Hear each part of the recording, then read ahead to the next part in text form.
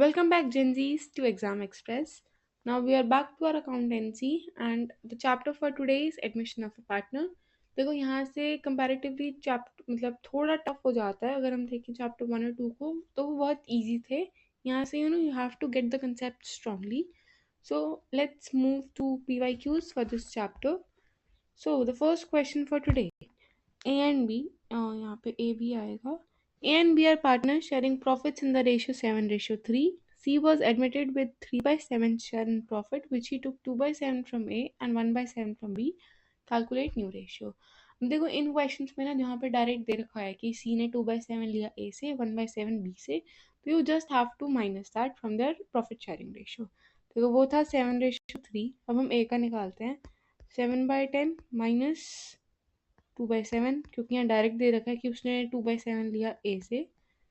और इधर 749 minus 20, this is 29/70. B का देखें तो वो था 3/10 minus 1/7, then this is 70 again. 21 minus 11, 11/70.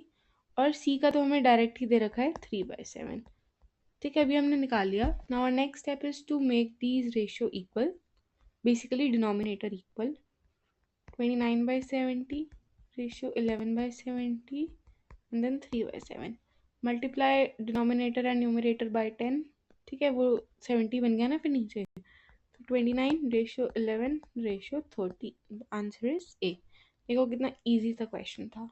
ठीक है, next. When goodwill already appears in books and a new partner brings his share of goodwill in cash, what is the journal entry? अब देखो अगर गुडविल ऑलरेडी बुक्स में appear कर रही है और साथ साथ नया पार्टनर भी गुडविल का शेयर लेके आ रहा है कैश में, तो इसकी जो सबसे पहली एंट्री होती है ना, वो होती है गुडविल राइट ऑफ करने की. ठीक है, राइट ऑफ गुडविल. तो उसकी एंट्री होती है old partners account debited to goodwill account.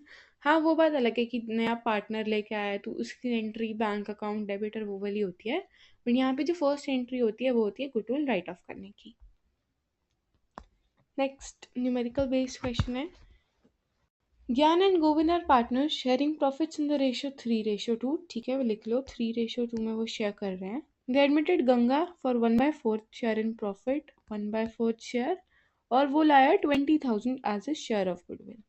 ठीक है, 20,000 लेके आया. Out of which 12,000 is adjusted in Govind's capital account and 8,000 in Gyan's capital account. Now from the given information calculate the new ratio. Okay, यहाँ पे 20,000 है. तो देखो यहाँ पे हमने लिखा ज्ञान GY और इसको हम गोविंद को G से डिनोट करते हैं. तो वो हमने किस रेशो में दिया, 20,000 को 8,000 और 12,000 में. अब इससे इनकी रेशियो निकालें तो ये कैंसिल आउट होके हुआ 2:3.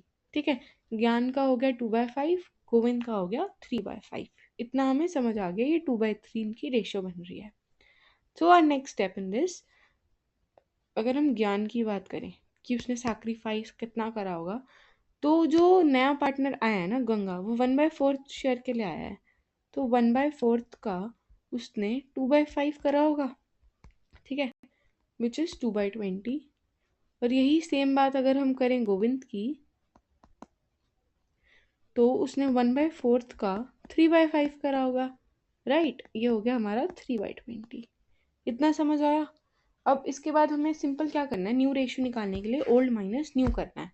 सॉरी, न्यू रेशियो निकालने के लिए हमें करना है ओल्ड माइनस सैक्रिफाइस. ठीक, सैक्रिफाइस 2/20, 3/20, और ओल्ड रेशियो था 3:2. ठीक है, अब इसको सॉल्व करते हैं. देखो ये था 3/2, और जो सैक्रिफाइस आया था वो आया था हमारा एक 2/20 ज्ञान का, और गोविंद का आया था हमारा 3/20. अब हमने इसको लिख लिया. अब सिंपली हमें इसको माइनस करना है. ठीक है, तो सबसे पहले हम निकालते हैं ज्ञान का. ठीक है, अभी हम ये ज्ञान का निकाल रहे हैं. 3/5 माइनस 2/20, दिस इज 10/20. ठीक है, मैं डायरेक्ट सॉल्व करके बता रही हूँ. अब हम निकालते हैं गोविंद का. 2/5 माइनस 3/20 ये हो गया हमारा 5/20। ठीक है, और गंगा तो वैसे भी 1/4 के लिए आई थी। अब हमें पता लग गए तीनों रेशियोज, 10/20, 5/20, 1/4। अब वही है, इन सबको हमें डिनोमिनेटर सेम करना है। 10/20 रेशियो 5/20 रेशियो 1/4। इसका डिनोमिनेटर अगर डायरेक्ट समझना है कि किससे मल्टीप्लाई करो तो एलसीएम ले लो। 10/5 ये किससे होता है वो देखो, और इसका आंसर आ जाएगा आपका। ठीक है, तो इसको कट सॉल्व करके जो हमारा आंसर आएगा वो होगा हमारा 2:1:1। कि यहाँ पे भी 5 आ गया। ठीक है, answer is option A part. देखो, क्वेश्चन थोड़ा ट्विस्टेड था क्योंकि पहले इसमें देखना था कि गुडविल एडजस्ट हो रही है, 12,000 गोविंद के पास जा रही है, 8,000 ज्ञान के पास। तो इससे हमें सिंपल है, रेशियो पता लग गया। ठीक है, now next, fourth question. The time of revaluation of assets and liabilities during admission of partner. अब हमें बताना है कौन सी चीज कहाँ जाती है। ठीक है, प्रॉफिट और गेन ट्रांसफर टू। ओ, मेरे को ये क्वेश्चन हाफ क्यों लग रहा है कि समथिंग इज मिसिंग, बट नहीं नहीं ठीक है। तो देखो, ए ऑप्शन नहीं हुआ। Reduction of liabilities should be credited to partners capital account, नहीं। Unrecorded assets and liabilities should be written off completely, नहीं, हम तो रिटर्न ऑफ ऐसे नहीं करते। Unrecorded assets should be credited and unrecorded liabilities should be debited to revaluation account. This is absolutely correct. जब हम revaluation account बनाते हैं तो उसमें हम अनरिकॉर्डेड एसेट्स को क्रेडिट करते हैं और अनरिकॉर्डेड लाइबिलिटीज को डेबिट करते हैं। ठीक है, यहाँ पे लाइबिलिटीज अनरिकॉर्डेड वाली, यहाँ अनरिकॉर्डेड एसेट्स। ठीक है, moving to our next question. The journal entry for payment of unrecorded liability at the time of admission of partner is। तो देखो, इस टाइम पे जब हम पेमेंट कर रहे हैं ना, हम यहाँ पे उसको रिकॉर्ड करने की बात नहीं हो रही। देखो, अगर अनरिकॉर्डेड लाइबिलिटी रिकॉर्ड करनी है तो हम आई जाती है इस साइड, लाइबिलिटी अनरिकॉर्डेड, अनरिकॉर्डेड की बात हो रही है यहाँ। ठीक है, और यहाँ पे बात हो रही है for payment of unrecorded liability, तो उसकी एंट्री होती है revaluation account debited to cash account, option C. ठीक है, अगर इसको ये रिकॉर्ड करने की बात होती तो ये होता कि liability account credit side, unrecorded liability account credit side आ रहा है, बट यहाँ पे है कि हमें पेमेंट ऑफ बतानी है उसकी। ठीक है, अरे नहीं, अभी मैंने कहा कि देखो, अनरिकॉर्डेड लाइबिलिटी जो है ना, ये है हमारी डेबिट साइड, ये है हमारी क्रेडिट साइड। तो ये अनरिकॉर्डेड लाइबिलिटी डेबिट साइड जाती है। सॉरी, मैंने जल्दी जल्दी में क्रेडिट साइड बोल दिया अभी।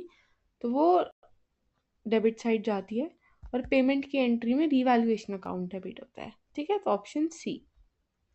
Next, A and B are partners in the partnership firm sharing profits in the ratio 3:2. They agreed to admit new partners. C. A sacrificed 1/6 from his share and B sacrificed 1/4. Calculate the new profit sharing ratio. अब देखो, ये similar है जैसे हमने पहले question करा था वो 29:11 वाले के। इसमें हमें डायरेक्ट दे रखा है तो हमें जस्ट उसको सिंपली माइनस करना है। ठीक है, ओल्ड रेशियो तो था 3:2, तो अब हम ए का निकालते हैं। 3/5 माइनस 1/6, इसका एलसीएम लो 30 और यहाँ पे 18 और इधर 5, ये हो गया हमारा 13/30। अब बी का देखते हैं। 2/5 माइनस 1/4, ये यहाँ पे 20 डिनोमिनेटर, देन 8 माइनस 5 और इधर 3/20। ठीक है, अब यहाँ पे भी डिनोमिनेटर्स तो अलग है, वो हम सी का निकालने के बाद देखेंगे उसको। अब यहाँ पे ना देखो, उस क्वेश्चन में सी का हमें डायरेक्ट दे रखा था, यहाँ पे हमें सी का दे नहीं रखा। तो अब जैसे हमें सी नहीं दे रखा तो हम उसका सैक्रिफाइस जो वो बाकियों से कर रहा है, जैसे ए अब सैक्रिफाइस कर रहा है 1/6 सी के लिए और बी 1/4, तो we'll just add these two. इनको ऐड करके हमें पता लग जाएगा कि सी कितने शेयर के लिए आ रहा है। इसको ऐड करेंगे तो हमारा हुआ ये 12 और इधर 5/12। ठीक है, अब सबके डिनोमिनेटर्स अलग हैं तो इनको सही करते हैं। सबसे पहले फर्स्ट था हमारा 13/30, देन था next was are 3/20, next was 5/12। अब इसके लिए तो एलसीएम लेना ही बेस्ट ऑप्शन है। एलसीएम लिया तो 60, 26, इधर 9 और इधर 25। तो ऑप्शन हुआ हमारा option A, 26:9:25। Next, the admission of a partner increase in the value of assets is debited to. इसका करेक्ट आंसर होगा टू एसेट्स अकाउंट। ठीक है। Next, in case of admission of a partner the entry for unrecorded investments will be. देखो unrecorded investments हमारी क्या हो गई, basically एक तरीके से एसेट हो गई ना। तो रिवैल्यूएशन अकाउंट अगर हम देखें, ये है डेबिट साइड, ये है क्रेडिट साइड, हम अनरिकॉर्डेड एसेट्स इधर लिखते हैं। ठीक है। तो बेसिकली रिवैल्यूएशन अकाउंट हमारा उसमें क्रेडिट होता है। ओके। तो इसका करेक्ट आंसर हमारा होना चाहिए credit revaluation account and debit investment account. ठीक है, क्योंकि अनरिकॉर्डेड एसेट्स हम इधर लिखते हैं और अनरिकॉर्डेड लाइबिलिटीज हम डेबिट साइड लिखते हैं। अब इन्वेस्टमेंट्स भी एक तरीके से एसेट है, तो वो क्रेडिट साइड आएगा, so we will credit revaluation account. Next, when the balance sheet is prepared after the new partnership agreement, the assets and liabilities are recorded at their revalued figures. ठीक है। Next, A, B, and C are partners sharing profits in the ratio 3:1. They agreed to admit D into the firm. A, B, and C agreed to give 1/3 share, 1/6, and 1/9 of their profit. अब हमें बताना है share of profit B का। ठीक है। उनका ratio था 3, line 3:2:1। ठीक है। ए देगा अपने उस शेयर का 1/3, 3/6 का 1/3 दे रहा है। 3/6 में से 1/3 नहीं दे रहा, देयर इज अ डिफरेंस। अगर यहाँ पे होता कि ए अपने शेयर में से 1/3 दे रहा है, तो हम सिंपल 3/6 में से 1/3 माइनस कर देते बस। बट यहाँ पे वो अपने शेयर का 1/3 दे रहा है, तो हमें उसके शेयर का 1/3 निकालना है सबसे पहले। ठीक है। उसका शेयर तो 3/6, उसका 1/3 हुआ हमारा 1/6। ठीक। अब हम देखते हैं बी का। तो बी भी अपने शेयर का 1/6 दे रहा है। तो इसको सॉल्व करेंगे तो यहाँ पे 3, ये हुआ हमारा 1/18। अब हम देखते हैं सी का।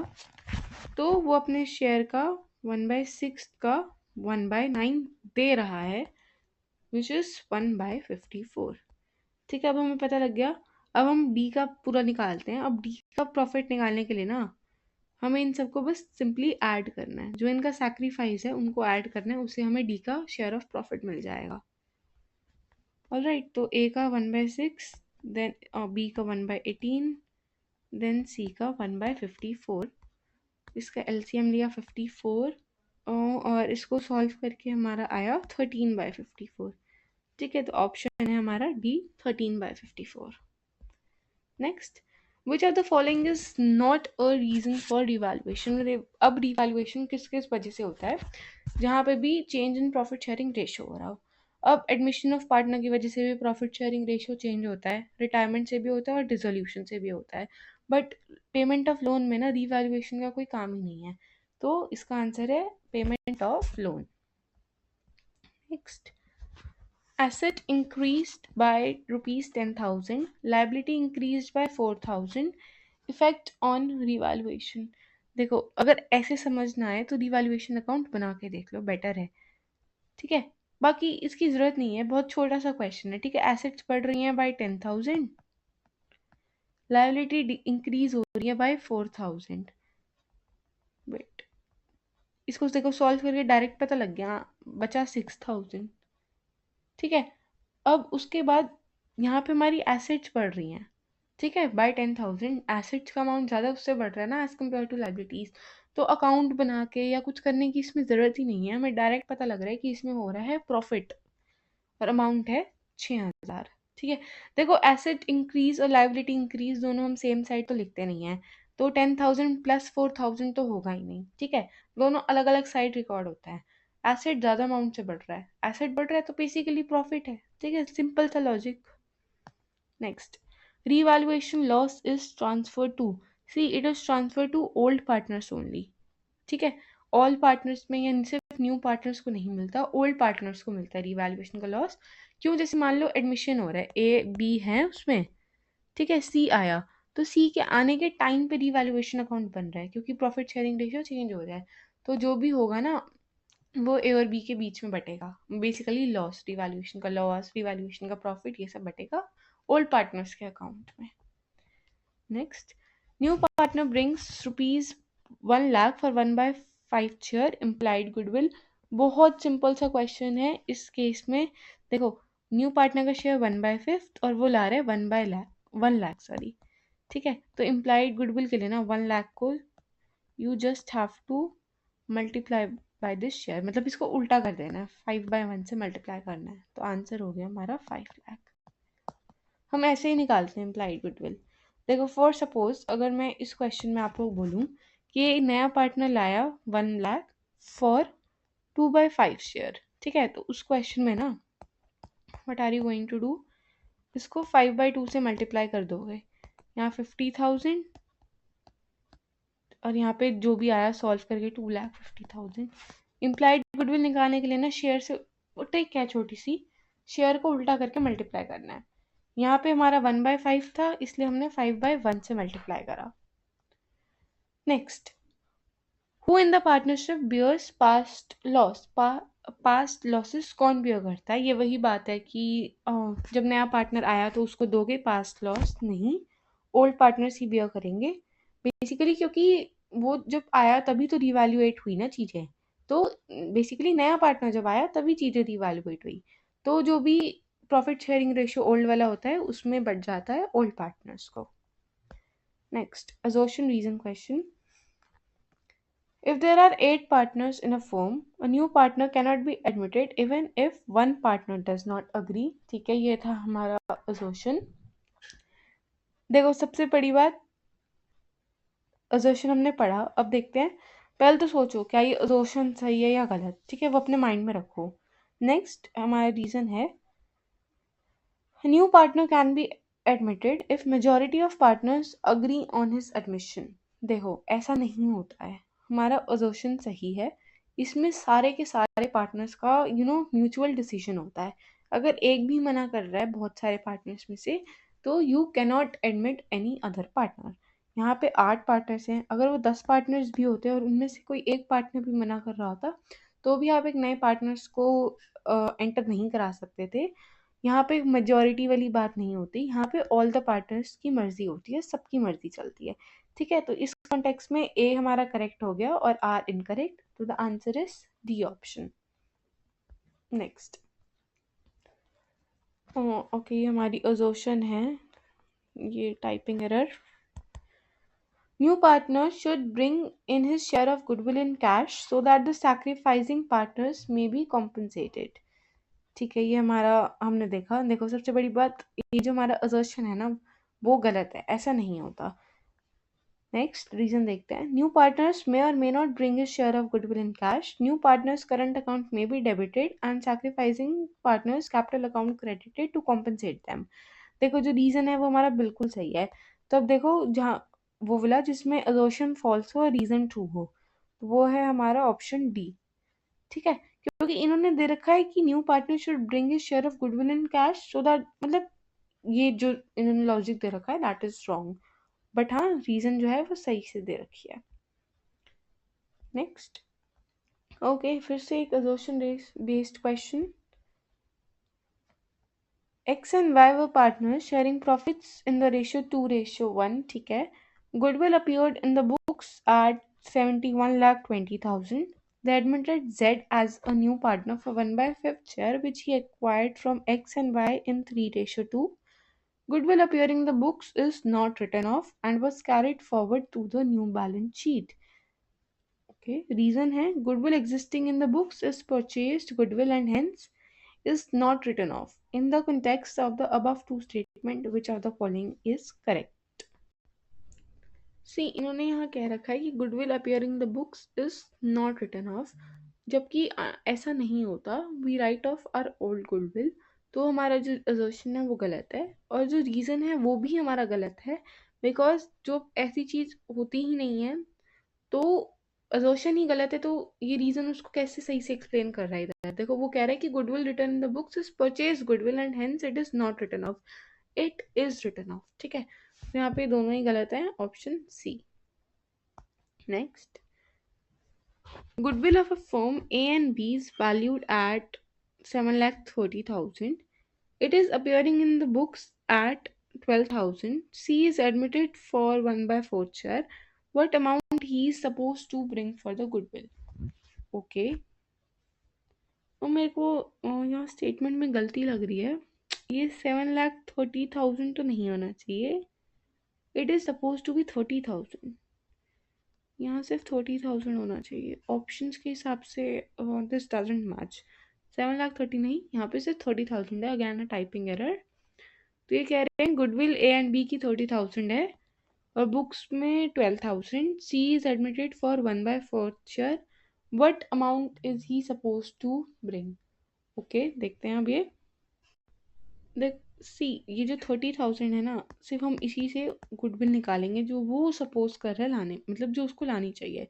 उसके शेयर से just you have to multiply 30,000 का 1 by 4th निकालो, that is 7,500। So this is the amount he suppose to bring for goodwill. Simple. Next, यहाँ पर भी ये एक्स एंड वाई है। X and Y are partner sharing profits in the ratio 5:3। They admitted Z for 1 by 5th share, for which he paid 60,000 against capital and 30,000 against goodwill. Find the capital balance for each partner taking Z's capital as base capital account. Okay, तो देखो वो ला रहा है 60,000 कितने share के लिए? 1 by 5th share के लिए। अब मैंने बताया जहाँ पे हमें कंप्लीट वो निकालना हो, टोटल निकालना हो, उसके लिए पार्टनर के शेयर को उल्टा करके मल्टीप्लाई कर दो। तो यहाँ पे 60,000 को 5 by 1 से मल्टीप्लाई करो, दैट इज 3 लाख। ठीक है, अब हमें ये पता लग गया 3 लाख है। अब हम निकालते हैं बाकी पार्टनर्स का शेयर। इसमें हमें पता लग गया 3 लाख। तो एक्स का निकालते हैं सबसे पहले। तो नहीं वेट, उसका निकालने से पहले रेशियो हमें निकालनी पड़ेगी, न्यू रेशियो बेसिकली। देखो टोटल था, ओके हमें इसमें रिमेनिंग से निकालना है। Total 1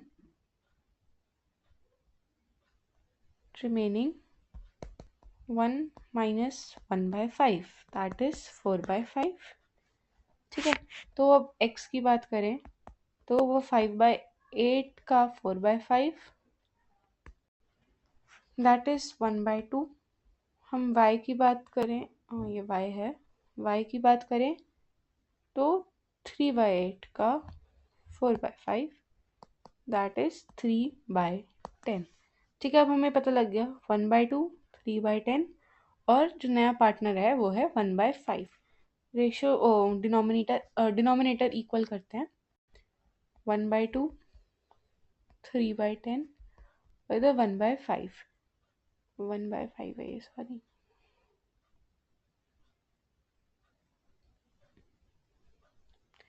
one by two, 3 by 10, 1 by 5। देखो यहाँ पे रेशियो इक्वल करने की ज़रूरत नहीं है, बिकॉज हमें ये 3 लाख जो था ना हमारा अमाउंट, हम इसे डायरेक्ट उससे भी मल्टीप्लाई कर सकते हैं। तो हम बात करते हैं एक्स की। उसमें 3 लाख का 1 by 2 निकाल दो, दैट इज 1,50,000।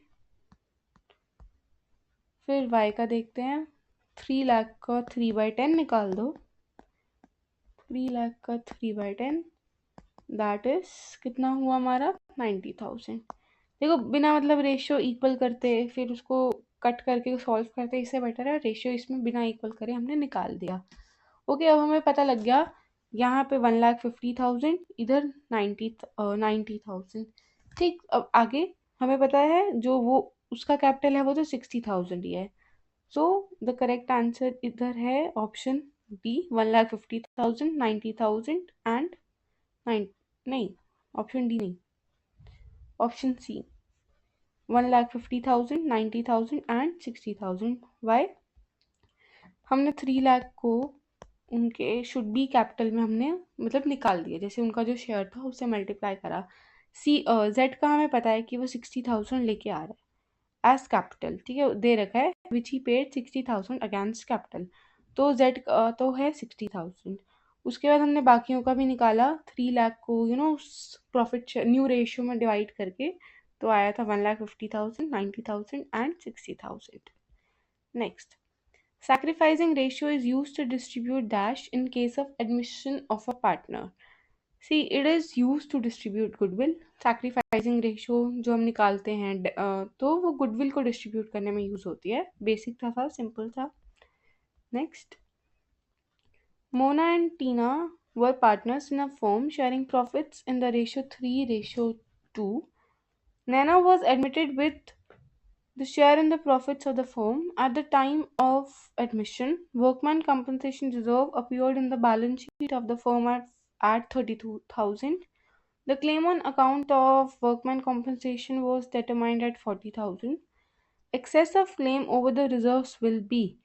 Okay, अब हमें बताना है excess of claim over the reserve will be से को ऐसे में ना वो होता है हमारा debited to revaluation account।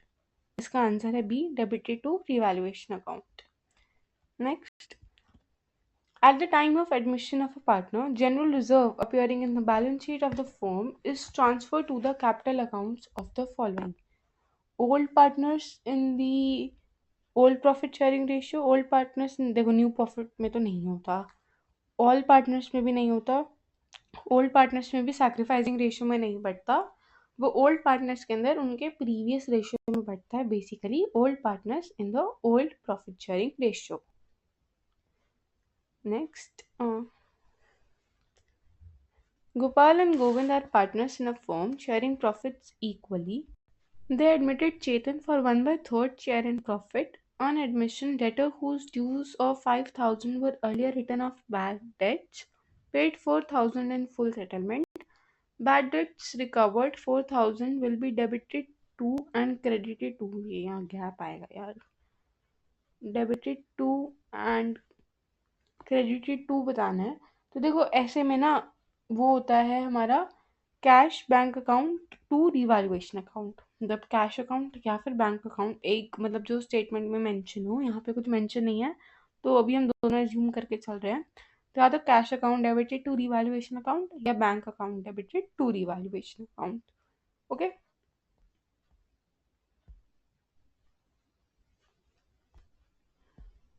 Okay, ये 25th क्वेश्चन है। Rupa and Datta data, it was supposed to be Datta I guess, ठीक है कोई नहीं, यही ले लेते हैं। They admitted Naveen as a new partner for 1/3 share in the profits. On Naveen's admission, it was found that there was a claim against the firm for damages, for which a liability for damages should be created. Which of the following accounts will be debited for creating the liability? देखो in this case एक तरीके से इसको treat कर दो unrecorded liability, क्योंकि एकदम से एक लाइबिलिटी अराइज हो रही है, तो उसमें जब हम अनरिकॉर्डेड लाइबिलिटी या लाइबिलिटी एकदम आ गई तो हम उसको रिवैल्यूएशन अकाउंट में डेबिट साइड लिखते हैं, ठीक है। तो जो अकाउंट डेबिट होगा वो होगा हमारा रिवैल्यूएशन अकाउंट।